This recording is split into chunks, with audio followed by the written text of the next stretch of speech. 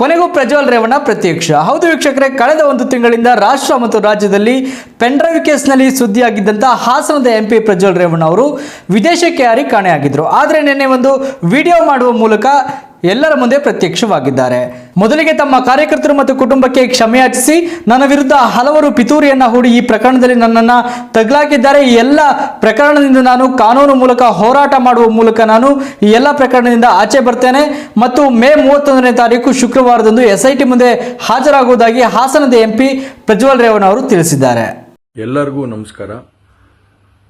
ಮೊದಲನೇದಾಗಿ ನನ್ನ ತಂದೆ ತಾಯಿಗೆ, ತಾತಂಗೆ ಹಾಗೂ ನನ್ನ ಕುಮಾರನಿಗೆ ಮತ್ತು ನಾಡಿನ ಜನತೆಗೆ ಹಾಗೂ ಎಲ್ಲ ನನ್ನ ಕಾರ್ಯಕರ್ತರಿಗೆ ಕ್ಷಮಾಪಣೆ ಕೇಳ್ತಾ, ನಾನು ಫಾರಿನಲ್ಲಿ ಎಲ್ಲಿದ್ದೀನಿ ಅಂತ ಸರಿಯಾಗಿ ಮಾಹಿತಿ ಕೊಡದೇ ಇರೋದಕ್ಕೆ ಇವತ್ತು ಮಾಹಿತಿ ಕೊಡೋದಕ್ಕೆ ಬಂದಿದ್ದೀನಿ. ಏನು 26ನೇ ತಾರೀಕು ಚುನಾವಣೆ ನಡೀತು. 26ನೇ ತಾರೀಕು ಚುನಾವಣೆ ನಡೆದಂಥ ಸಂದರ್ಭದಲ್ಲಿ ಅವತ್ತು ನನ್ನ ಮೇಲೆ ಯಾವುದೇ ರೀತಿ ಒಂದು ಪ್ರಕರಣ ಆಗಲಿ, ಯಾವುದೇ ಒಂದು ಕೇಸ್ ಆಗಲಿ ಏನೂ ಇರಲಿಲ್ಲ. SITನೂ ಕೂಡ ರಚನೆ ಆಗಿರಲಿಲ್ಲ. ಈ 26ನೇ ತಾರೀಕು ನಾನು ಫಾರಿನ್ ಹೋಗೋದು ಕೂಡ ಇದು ಮುಂಚೆನೆ ಪ್ರೀ ಪ್ಲಾನ್ ಆಗಿತ್ತು. ಹಾಗಾಗಿ ನಾನು ಫಾರಿನ್ ಹೊರಟಾದ ಮೇಲೆ 3-4 ದಿನದ ನಂತರ ನಾನು ಯೂಟ್ಯೂಬ್ ನೋಡುವಂಥ ಸಂದರ್ಭದಲ್ಲಿ, ನ್ಯೂಸ್ ಚಾನೆಲ್ ನೋಡುವಂಥ ಸಂದರ್ಭದಲ್ಲಿ ನನಗೆ ಈ ಮಾಹಿತಿ ದೊರಕುವಂಥ ಕೆಲಸ ಆಯಿತು. ಮಾಹಿತಿ ದೊರಕಿದ ಮೇಲೆ ನಂತರ SITನೂ ಕೂಡ ಏನು ಒಂದು ನೋಟಿಸ್ ಕೊಡುವಂಥ ಕೆಲಸ ಮಾಡಿತು. ಆ SIT ನೋಟಿಸ್ಗೂ ಕೂಡ ನಾನು ಎಕ್ಸ್ ಖಾತೆ ಮುಖಾಂತರ ಮತ್ತು ನನ್ನ ಲಾಯರ್ ಮುಖಾಂತರ ನಾನು 7 ದಿನ ಸಮಯ ಅವಕಾಶ ಕೇಳಿದ್ದೆ. 7 ದಿನ ಸಮಯ ಅವಕಾಶ ಕೇಳಿದ ಮೇಲೆ ಕೂಡ ಅದು ಮಾರನೇ ದಿನನೇ ಏನು ಕಾಂಗ್ರೆಸ್ಸಿನ ಹಿರಿಯ ನಾಯಕರಾದಂಥ ರಾಹುಲ್ ಗಾಂಧಿ ಅವರು ಮತ್ತು ಹಾಗೂ ಎಲ್ಲ ಹಿರಿಯ ನಾಯಕರುಗಳು ಏನು ಓಪನ್ ವೇದಿಕೆಗಳಲ್ಲಿ ಈ ಒಂದು ವಿಚಾರಗಳನ್ನ ಪ್ರಚಾರ ಮಾಡೋದಕ್ಕೆ ಪ್ರಾರಂಭ ಮಾಡಿದ್ರು, ಚರ್ಚೆ ಮಾಡೋದಕ್ಕೆ ಪ್ರಾರಂಭ ಮಾಡಿದ್ರು, ಒಂದು ರಾಜಕೀಯದ ಪಿತೂರಿ ಮಾಡುವಂಥ ಕೆಲಸನ ಮಾಡಿದ್ರು. ಇದೆಲ್ಲ ನೋಡಿದಂಥ ಸಂದರ್ಭದಲ್ಲಿ ನಾನು ಡಿಪ್ರೆಷನ್ಗೆ ಹೋಗುವಂಥ ಕೆಲಸ ಆಯಿತು, ಐಸೋಲೇಷನ್ಗೆ ಹೋಗುವಂಥ ಕೆಲಸ ಮಾಡಿಕೊಂಡೆ. ಹಾಗಾಗಿ ನಾನು ಮೊದಲನೇದಾಗಿ ನಿಮ್ಮೆಲ್ಲರನ್ನೂ ಕ್ಷಮಾಪಣೆ ಕೇಳಿದೆ, ದಯವಿಟ್ಟು ಕ್ಷಮಿಸಿ ಅಂತ ಕೇಳಿದೆ ನಾನು.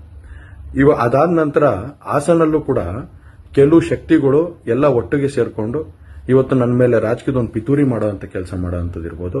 ರಾಜಕೀಯವಾಗಿ ನಾನು ಏನು ಬೆಳೀತಾ ಇದ್ದೀನಿ, ನನ್ನ ಕುಗ್ಗಿಸ್ಬೇಕು ಅನ್ನೋ ಒಂದು ರೀತಿಯಲ್ಲಿ ಇವತ್ತು ಏನೇನೋ ಒಂದು ಪ್ರಕರಣಗಳಲ್ಲಿ ಅವರು ಎಲ್ಲರೂ ಕೂಡ ಒಂದು ಭಾಗಿಯಾಗುವಂಥ ಕೆಲಸಗಳನ್ನ ಮಾಡಿಕೊಂಡ್ರು. ಹಾಗಾಗಿ ಇವನ್ನೆಲ್ಲ ನೋಡಿದಂಥ ಸಂದರ್ಭದಲ್ಲಿ ಇದ್ದಿದ್ದು ಇನ್ನ ಒಂದು ಆಘಾತ ಆಗೋಂಥ ಕೆಲಸ ಆಗಿ ನಾನೇ ಒಂಚೂರು ದೂರ ಇದ್ದೆ. ಹಾಗಾಗಿ ಯಾರು ಕೂಡ ಇದ್ರ ಬಗ್ಗೆ ತಪ್ಪು ತಿಳಿಯೋದು ಬೇಡ. ನಾನೇ ಖುದ್ದಾಗಿ ಶುಕ್ರವಾರ ಏನು 31ನೇ ತಾರೀಕು 10 ಗಂಟೆಗೆ SIT ಮುಖಾಂತರ SIT ಮುಂದೆ ಬಂದು ನಾನು ಸಂಪೂರ್ಣ ಈ ಇನ್ವೆಸ್ಟಿಗೇಷನ್ಗೆ ಸಹಕಾರ ಕೊಡೋ ಮುಖಾಂತರ ನಾನು ಇದಕ್ಕೆ ಸರಿಯಾದ ರೀತಿಯಲ್ಲಿ ಉತ್ತರ ಕೊಡುವಂಥ ಕೆಲಸನ ಮಾಡ್ತೀನಿ. ಹಾಗೆ ನ್ಯಾಯಾಲಯದ ಮೇಲೆ ನನಗೆ ನಂಬಿಕೆ ಇದೆ. ಖಂಡಿತವಾಗ್ಲೂ ಕೂಡ ನಾನು ಈ ಒಂದು ಏನು ಸುಳ್ಳಿನ ಪ್ರಕರಣಗಳಿದಾವೆ, ಈ ಸುಳ್ಳು ಪ್ರಕರಣದಿಂದ ಆಚೆ ಬರೋಂಥ ಕೆಲಸನ ನ್ಯಾಯಾಲಯದ ಮುಖಾಂತರನೇ ಮಾಡ್ಕೋತೀನಿ ಅನ್ನೋ ಒಂದು ನಂಬಿಕೆ ನನ್ನಲ್ಲಿ ಏನಿದೆ. ಹಾಗೂ ದೇವರ ಆಶೀರ್ವಾದ ಮತ್ತು ಜನರ ಆಶೀರ್ವಾದ, ನನ್ನ ಕುಟುಂಬದ ಆಶೀರ್ವಾದ ನನ್ನ ಮೇಲೆ ಇರಲಿ. ಖಂಡಿತವಾಗ್ಲೂ ನಾನು ಈ 31ನೇ ತಾರೀಕು ಶುಕ್ರವಾರ ನಾನು SIT ಮುಂದೆ ಬರ್ತೀನಿ. ಬಂದ ನಂತರ ನಾನು ಇದಕ್ಕೆಲ್ಲದಕ್ಕೂ ಕೂಡ ಇದಕ್ಕೆ ತಲೆ ಎಳೆಯುವಂಥ ಕೆಲಸನ ಮಾಡ್ತೀನಿ. ನನ್ನ ಮೇಲೆ ನಂಬಿಕೆ ಇರಲಿ ಅಂತ ಹೇಳಿ ನಿಮ್ನೆಲ್ಲರನ್ನೂ ಕೋರ್ತಾ ನಾನು ಧನ್ಯವಾದ ಹೇಳಕ್ಕೆ ಇಷ್ಟಪಡ್ತೀನಿ. ಧನ್ಯವಾದ.